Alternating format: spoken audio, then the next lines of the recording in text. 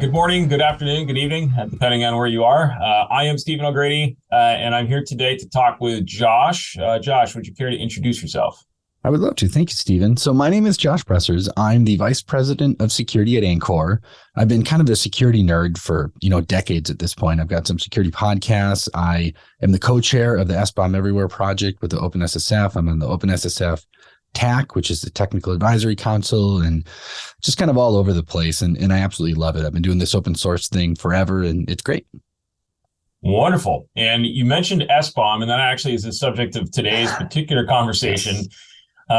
So I was joking with somebody the other day that SBOM is kind of like Hansel from Zoolander, where it's like Hansel, everything's, he's so hot right now. That's kind of the deal with SBOM. Everybody seems to be talking about it. But one of the things that we found is that not a lot of people know what that is or what it refers to or what it means. So can you define SBOM for us? Tell us what it is.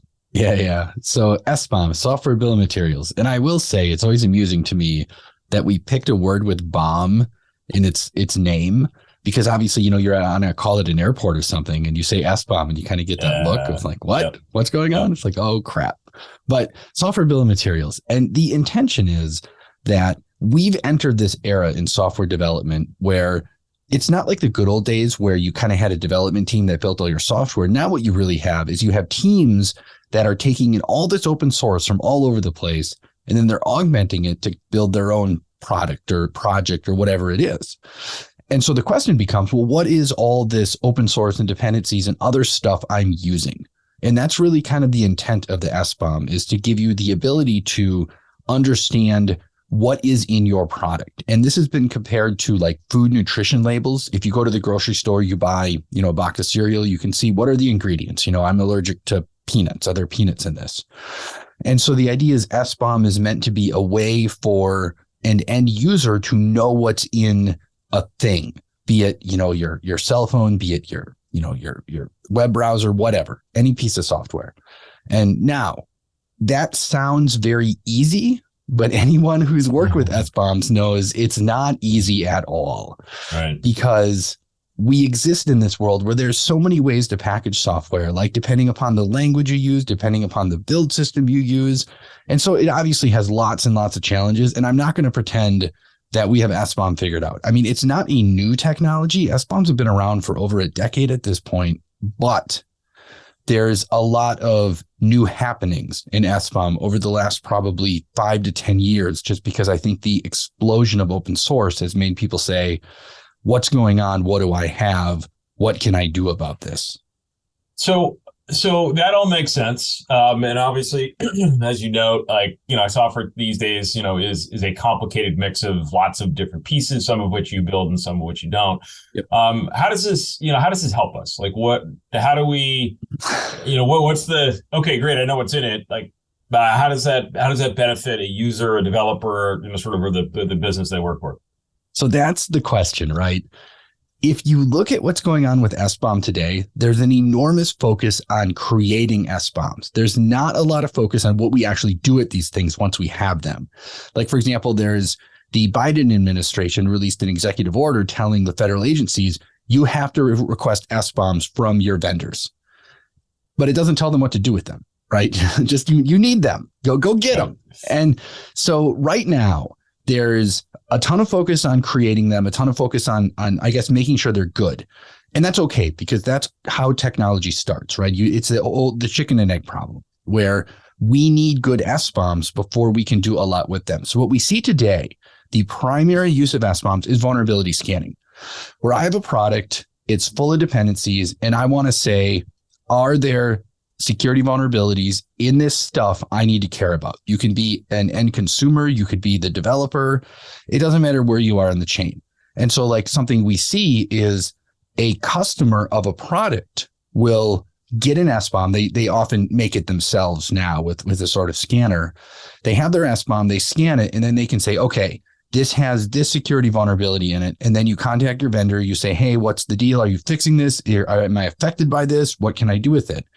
And that's the easy one, right? That's the single easiest, probably most impactful use of SBOM today. But we're seeing more and more technology and ideas around this. Like a great example was Log4Shell, which is almost a year old at our time of chatting, which it feels like it's been a month, but that's another problem in itself. But anyway, so let's say you're an infrastructure provider, whatever, a company that has a bunch of stuff, right? You've got hundreds, thousands of computers, who knows? You've got thousands of applications, and you need to say, where do I have log4j in my infrastructure? What a lot of organizations had to do was basically just like crack open the computers, crack open the applications, and start digging for log4j. And this took, weeks in many cases. Now, I know some companies that actually had SBOMs generated for the vast majority of their software. So you know what they did? They went to the search box and they typed log4j in, and they were like, here it is. Here, computer security people, go look at these 12 services and come back later today and tell me what's up. Yeah. That was powerful. And now, granted, you're still going to do your due diligence and look around a little deeper, but it gives you that kind of overarching ability to say what's going on.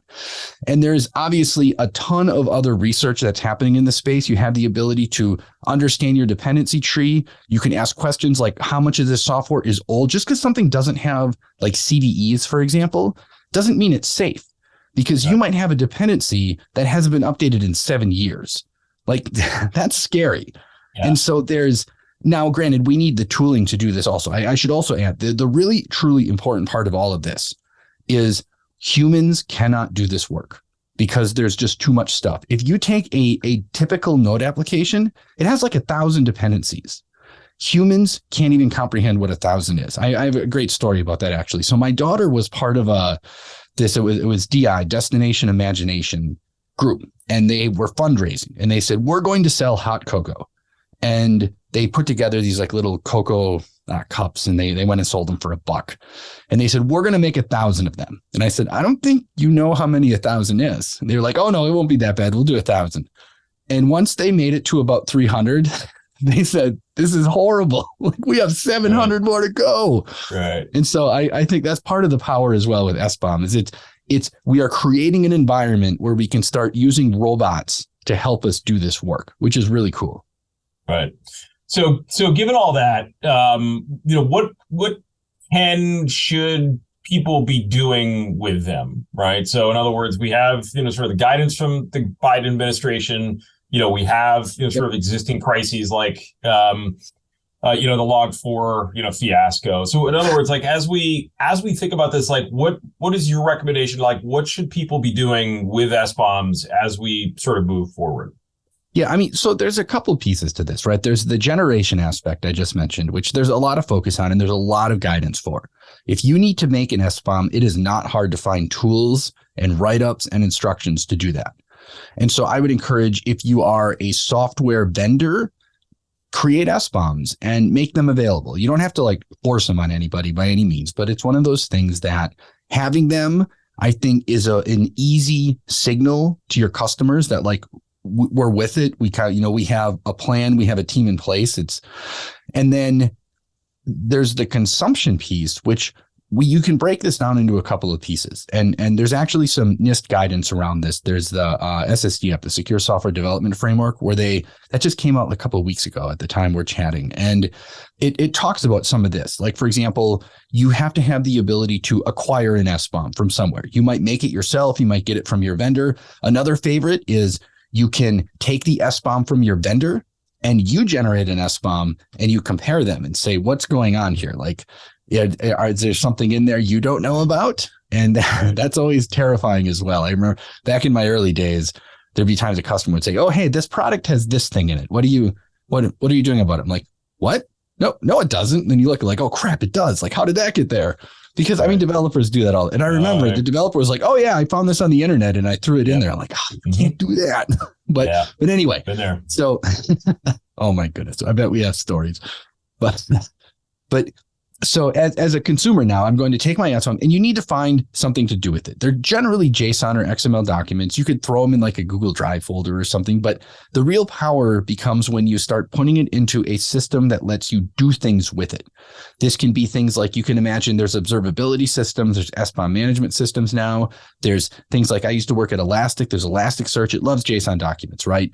You just have to put them somewhere you can do something with them. And it's not that you're going to necessarily do something immediately. I mean, I'd recommend vulnerability scanning them because you can, and it's easy and fast. I mean, so a good example there is at Anchore, we have these two open source tools, Sift and Gripe. Sift generates SBOMs. Gripe is a vulnerability scanner, and Gripe can like scan a container, but that might take, say, 10 seconds. But Gripe, if you make an SBOM of that container, now you can scan the SBOM in like milliseconds, right? And so that's a huge difference, obviously, when you have lots and lots of Yep. Yeah, exactly. So anyway, you need to store it, and then you can start asking questions about your data, and we can start making decisions based on that data, right? Because I mean, as a data nerd, I want everything in a searchable format. So I can ask questions. I can look at, what's depending on this, what's using this, what are the vulnerabilities I see in this. And then once you have that data, you can start making informed decisions. And I think that is where we're at today. But I also see a lot of people paying attention to this, and a lot of people with some really cool ideas around how we can take SBOMs and really use them into the future to do some wild things with our software and our supply chains and understanding what we have. And that's really cool. I'm really excited for that. That sounds great. Well, this has been super helpful, and I'm sure folks who are essentially on the, trying to struggle and process what an SBOM is and what it's for, will find this enormously beneficial. So, Josh, I just wanted to say thanks so much for coming on. Thank you so much, Stephen.